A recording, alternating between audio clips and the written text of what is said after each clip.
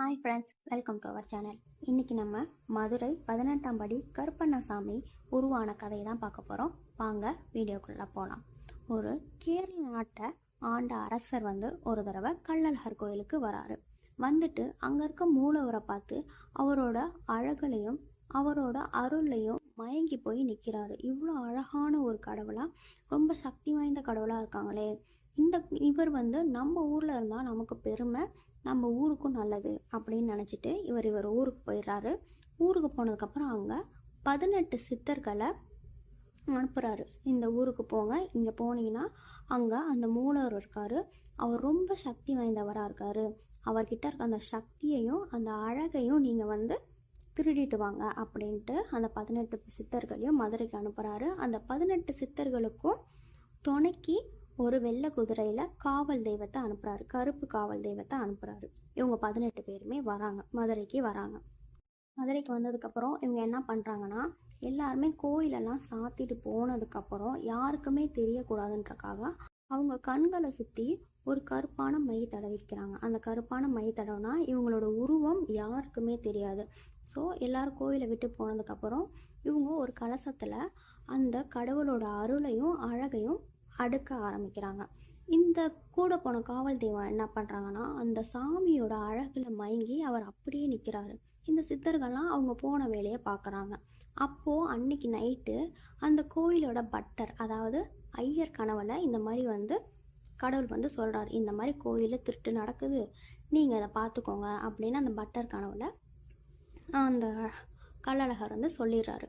சொன்னோடனே இந்த கோயிலோட பூசாரி என்ன பண்ணுறாரு, ஊர் மக்கள்கிட்ட போய் சொல்கிறாங்க, இந்த மாதிரி நம்ம கோயிலில் திருட்டு நடக்குது, ஆனால் அவங்க உருவம் வெளியே தெரியாது அப்படின்னு சொல்லியிருக்காங்க, இதை நம்ம எப்படி கண்டுபிடிக்கலாம் அப்படின்னோடனே மக்கள்லாம் என்ன சொல்கிறாங்கன்னா, நம்ம சாமிக்கு நிறைய மிளகு போட்டு வெண்பொங்கல் கொதிக்க நம்ம போட்டு நெய்வேத்தியம் பண்ணுவோம், அந்த ரூமில் வச்சு பூட்டி நெய்வேத்தியம் பண்ணோன்னா அந்த சூடுக்கும் மிளகோட காட்டத்துக்கும் அவங்க கண்ணில் இருக்க மையெல்லாம் அலைஞ்சதுன்னா அவங்க உருவம் தெரிஞ்சிடும், நம்ம அவங்கள கையும் களமாக பிடிச்சிடலான்ட்டு ஊர் மக்களும் அந்த பட்டரும் பேசுகிறாங்க. அவங்க சொன்ன மாதிரியே நல்ல ஒரு பெரிய பாத்திரத்தில் கொதிக்க வெண்பொங்கலும் நிறைய மிளகு போட்டு செஞ்சுட்டு சாமிக்கு நெய்வேத்தியம் பண்ணிட்டு அந்த சாமி இருக்கிறவங்க போட்டிட்டு வந்துடுறாங்க. கொஞ்ச நேரத்துலேயே அந்த சூடுக்கும் அந்த மிளகு இதுக்கும் அவங்க கண்ணில் இருந்து அந்த மையெல்லாம் வணிஞ்சு அவங்களோட உருவம் தெரியுது. கொஞ்ச நேரம் கழித்து கருவறையை திறந்து பார்க்குறாங்க. 18 பேரும் கையும் களவுமா அந்த ஊர் மக்கள்கிட்ட மாட்டிக்கிறாங்க. மாட்டினோடனே கொஞ்சம் கூட ஊர் மக்கள் யோசிக்காமல் அந்த 18 பேரையும் கொன்னுடுறாங்க.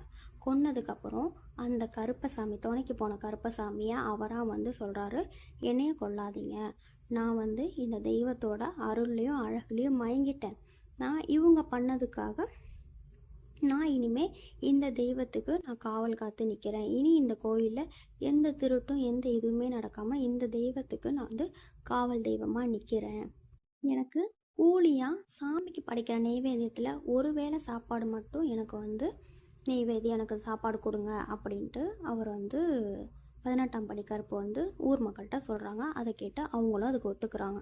இப்படி தான் நம்ம மதுரையில் இருக்க 18ஆம் படி கருப்போட வரலாறு கதை உருவானுச்சு. எல்லா கருப்பண்ணசாமி கோயிலையும் ஒன்று கருப்பண்ணசாமியோட சிலை இருக்கும், அல்ல அருவா இருக்கும். ஆனால் மதுரை கள்ளழகர் கோயிலில் மட்டும்தான் பெரிய கதவு இருக்கும்.